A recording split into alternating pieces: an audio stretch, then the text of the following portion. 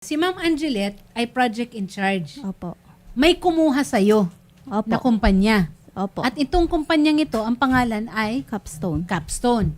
Si Capstone District Development Corporation ngayon ay subcon naman Molina. ng Molina. Si Molina General Builders ang contractor, Opo. main contractor Ni ng MDC. Makati Development Corporation. Yes po. Yung last na billing namin, hindi pa sila nakakasingil daw po. Kaya Okay. hindi pa kami nababayaran. Kaya lang, yung last na yon ay kailan pa? November. Oo. Last year pa po. Last year pa. Bale, natapos namin yung project October 2025. So tapos na. Yes po. Tapos na. Ano ba yung ginagawa ninyo? Ano ba Yung ginawa ninyo? Ayala Mall po sa Maino Valley. Oh, Structural po kami. sa structural kayo. Yes po. So natapos na yung parte ninyo doon. Yes po. Tapos na. Parte ninyo doon, tapos na. Sir Rocky, magandang hapon po. Kayo po, ang Capstone District Development Corporation, kayo po ang nag-empleyo nitong sila Angelet. So more or less, magkano ang kulang na para ibayad sa kanila? Bale, ang balanse nila para makuha namin lahat ng sahod ng tao is 311K. Okay. Sa halagang 311,000, mababayaran na yung what is due to the yung sa mga tao. Sa mga tao ko po. Sa mga tao. Sir Rocky, ito lang ba ang Yes, po. kailangan yung singilin sa Molina? Hindi po ma'am, kasi kami po yung nagpaluwal ng pambili ng materyales, Okay. pambili ng equipment, tapos yung operational expenses. Okay. So, aware po si Ma'am Angelet na yung na-order po namin na phenolic dyan, Oo. almost 600 pieces yung nagamit. Okay, so ibig sabihin, si Capstone hindi lang maniningil ng pasweldo sa mga tao, kundi pati rin some of the resources o some of the materials. Tama po ba? Opo. Okay. Ang nangyari po kasi Amounting si to Molina, magkano po, sir? Magkano ang dapat bayaran ni Molinas General Builders sa inyo? as of now po, ang unpaid balance po sa amin ni Molina is umaabot po ng nasa 2.3. 2.3 million. Opo. Okay. Ito ba ay nasingil na ninyo? Nakapag-submit na kayo ng lahat ng documentation dito? Hindi namin kailangan mag-submit kay kay Molina. Kasi matagal na yan na-reconcile and then nabigay na rin namin noong November 2025 pa. Okay. Which is kasama ng Juliet and then yung architect Wilmar Erenio po. So, hindi pa kayo nababayaran ng Molinas? Tama ba ako, Sir Rocky? Opo, hindi pa po kami nababayaran ng buo po. Kailan kayo huling naningil? Kailan yung huling finalo up ang Molinas? Actually po ma'am, almost everyday kami nagpo-follow up na Okay. kanila ma'am. Tutulong kami sa pagfa-follow up. Architect Erenio, magandang hapon po. Sir, magfa-follow up lang kami.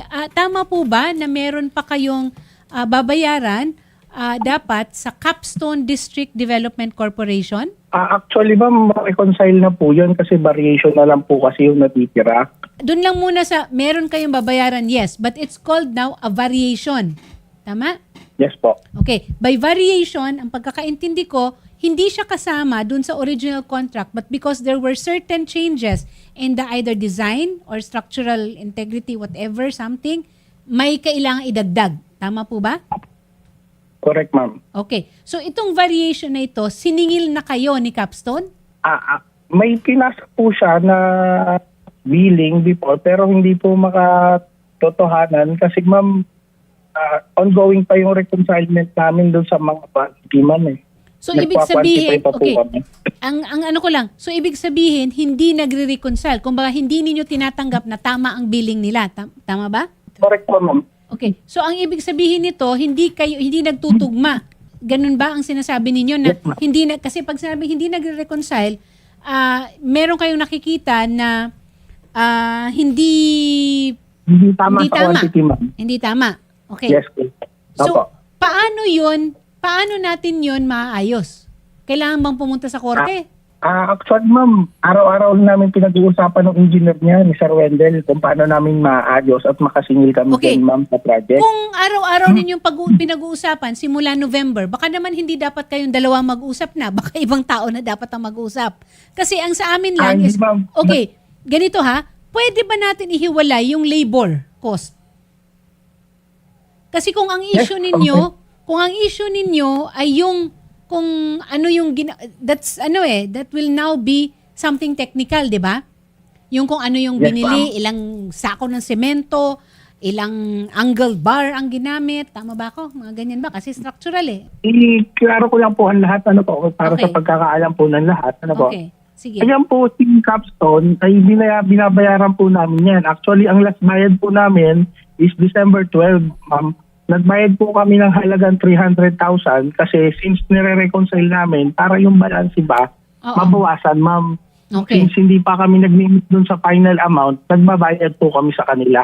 Nandito po sa amin lahat ng resibo na naibigay namin lahat ng pera sa kanila na nag-alos nagkakahalaga na po ng base dun sa total amount nasa 1 million something na po, ma'am, 1.4 Okay. gano'n na po. Kung nagbayad kayo ng 300,000 last December, nagbayad si Molinas, balik ako kay Capstone. Capstone, bakit yung 300,000 hindi natin binayad sa mga tao? Ganito ma'am ha, kasi meron din kasing demand letter yung supplier sa amin. Ang nangyari kasi, nag-order kami ng phenolic, nasa 150 pieces po yun. Now, lahat po kasi ng phenolic na nabili po namin, amounting na siya sa nasa 850,000 Okay. pesos. Yun, okay. Yung 850,000 na yun, phenolic pati yung mga ginamit namin na mga Okay. equipment. Ganito. Or Sige. mga materials Kasi, yun. Sir Rocky, sige. So, I understand that there are certain technicalities. But I hope kayo, Sir Rocky, at saka si Architect Will Erenio, isang tabi muna natin yan kasi ang hinahanap lang muna natin is yung mapasweldo ang mga tao. Because it cannot be denied na talaga namang nagtrabaho sila. Tama o mali? Okay. Tama po. Nagtrabaho talaga sila. Ngayon, kung yung trabaho nila at sang-ayon sa mga ginawa nila ay mali, ibang usapan yon, 'di ba? Pero wala namang mali kasi tinanggap ba ni MDC yung trabaho as good? Ang makakasagot po niyan, ma'am, si Architect Wilmar. Kasi kami naman on the construction side, yung sa manpower side, ginawa namin, tapos nasabit namin yung report. Okay. So ngayon, sa part kasi ni Architect Wilmar sa Molina, since natapos namin, nagawa namin ng report, sila yung magta-process ng bidding. So ngayon, according naman kay Architect Wilmar, may mga bagay daw na values na hindi daw tumutugma para makasingil daw sila. So, ibig sabihin, the ball is now dito sa Molinas General Builders. Tama? Tama po. Kasi, Okay. kasi kami mo naman po, hindi naman po kasi kami makakagawa doon, hindi rin namin ma-accomplish yun kung hindi namin bayaran yung mga pang-materials muna namin. Okay. Which is, ang nababayad pa lang talaga sa amin ni Molina is nasa 1 million plus pa lang. Ang 1 million plus na po yun, 850,000 na po yung nagamit namin na materials. Okay. And then, nakapagbayad na rin kami na nasa 500 plus kay sa side ni na Angeles. So, ibig sabihin po, ma'am, for the continuity ng project, abonado rin po kami kasi hindi pa namin nasisigil yung dapat namin masingil kay Molina po. Okay. Which is May ano lang ako ha? May input lang ako dito ha? Regardless of whether nakasingil kayo o hindi, okay? By law, hindi kayo pwedeng magtago doon sa kadahilanan na hindi pa kayo binabayaran ng principal ninyo para bayaran ang salaries and wages. Ibang usapan Yes po, yun ma'am. ha? Okay. Because Pero right yung now, sinabi naman po na nagtatago po, ma'am, hindi naman po ata hindi tama namin yun. sinasabi na nagtatago kayo. Hindi, ang sinasabi ko lang, hindi natin pwedeng itago sa kadahilanan na hindi pa kayo nakakasingil. Okay? In fairness, hindi naman sila nagtatago. Ina-acknowledge naman nila. Nakikipag-usap naman sila sa inyo, di ba? Oh, hindi. Sorry, Sir Rocky. That is not what I intended to mean. What I meant was, we cannot use as an excuse yung hindi pagbabayad ng another counterparty para mabayaran ninyo ang salaries and wages. Because by all intents and purposes, ang salaries and wages takes precedence over payment to suppliers dapat. Kasi kabuhayan Opo, ng ma'am. tao Pero yan eh. 'Di ba? Understand, So, ma'am. ngayon, Pero on our gagawin... side naman po, ma'am, Mm, on our side naman po, ma'am, if ever man na gusto yung pangtingin, ang ongoing na project lang namin noon, si Molina. Hanggang matapos yung taon, wala na kami ibang ginagalawan. ibig sabihin, nga po kami during those Understood. times hanggang ngayon. Understood natapo na kami. ang So, principal ang talaga ng sinasabi pagkukunan ninyo ng pera ay si Molina. We understand. Okay, we understand your issues. But again, I will have to go through labor principles, no? So, kung ganon, Shari, ano naman tayo, di ba? We're reasonable. Mamamagitan tayo and then we will bring them to the appropriate siguro arbitration or whatnot para makatulong, no? Kasi we're taking things lightly which should not be kasi buhay ng mga tao ito eh. Actually po, yung balanse po na sinasabi kong 311,000. Oo, yung mga iba po, naabono ko na po yun. So, bali, ang babayaran ko na lang dito sa mga tao is around mga kulang-kulang na lang 70,000. So, meaning, yung Pero kailangan ka pa rin namang bayaran. Oo, yun yung inaano ko po, yung mga inabono ko, tsaka kasi talagang inunti-unti ko po yun kasi talagang kailangan din ng mga tao. Yes. And saludo kami sa iyo kasi syempre bilang project in charge, ikaw mukha mo yung nandoon, 'di ba? Opo. Magandang hapon po, sir. Yan po kasi may non-payment of wages na po yun. Supposedly po kasi ma'am, pag sabon ka, dapat may substantial capitalization Yes. ka. In case po kasi na hindi po kayo makasingil sa kanilang mga principal clients, dapat po sila may pambayad po doon sa mga Yes. workers nila. Kasi po yung mga workers po na yan, everyday po yung pumapasok, earn po yan. Ibig sabihin dahil earn na po nila yan, Yeah. the mere fact po na yan po ay pinagtrabahuhan na nila, ang kapalit po nun ay dapat sweldohan sila kasi di naman po pwedeng trabaho lang. Yes. Diba? So, yun po yung ang the best po na pwedeng gawin nila ma'am ng mga affected manggagawa. workers is pumunta po sa office. Okay. Tutulungan po namin sila.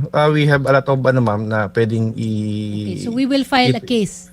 Yes ma'am, Oo. ganun po ma'am. It's either ma'am dalawa po yan, it's either padaanin po sa SENA through mediation po or i-subject po sa inspection yung subcontractor para po malaman yung veracity or yung kanilang violation. Hindi lang po kasi yan sa general labor standards, no? Yes. Pwedeng sa occupational din. And bukod po doon, meron po pong tinatawag ng mga mandatory benefits Yes. na possible po na hindi rin po nila nababayaran.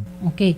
Ako gusto ko 'yon, yung mapa-inspect, mapa-imbestiga para kabuuan na. Yes ma'am, pero we highly encourage din po yung ida po sa mediation. Okay. Kasi po pwede po mas faster po kasi siya compared po doon sa isa. Although yung isa po ay talagang pag hindi po talaga sila Extreme na nagkaroon yun. ng agreement or amicable settlement during the period of 30 days, then masasubject po sila sa inspection. Okay. Or pwede rin po silang i-forward sa NLRC. Okay. Angelet, hindi pa naman kayo nakakapagganito, no? Hindi pa kayo umaabot sa estado na ito, no? Okay. So, mediation muna tayo. Kasi mukhang Sige po. handa namang makipag-usap. Okay? Okay po.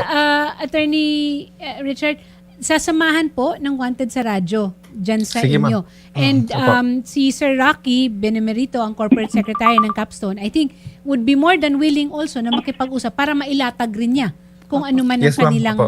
mga kaukulan na concerns din. Ma'am, kausapin po namin kayo sa kabilang studio. Schedule po natin yung pagpunta natin sa office po ni Attorney Lynn. Salamat po at magandang hapon po.